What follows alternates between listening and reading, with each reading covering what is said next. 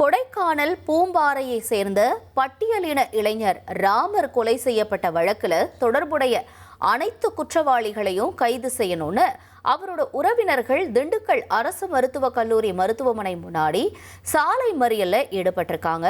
அந்த காட்சிகள்லாம் நம்ம திரையில பார்க்கிறோம்.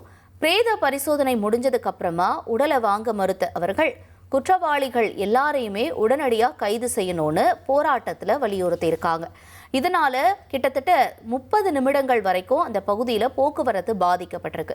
சம்பவ இடத்துக்கு வந்த காவல்துறையினர் விரைவில் நடவடிக்கை எடுக்கணும்னு உறுதியளித்ததை தொடர்ந்து போராட்டம் கைவிடப்பட்டிருக்கு.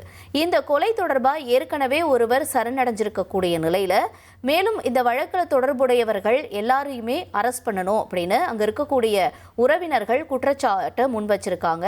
இது தொடர்பாக தொடர்ந்து போலீசார் விசாரணையும் நடத்திட்டு வராங்க. அவர்களிடம் பேச்சுவார்த்தை நடத்தக்கூடிய காட்சிகளை கூட திரையில பார்க்கிறோம். இனி செல்லும் இடமெல்லாம் செய்தி. தந்தி டிவியின் வாட்ஸ்அப் சேனலை ஃபாலோ பண்ணினா செல்ல இருக்கும் இடமெல்லாம் செய்தி.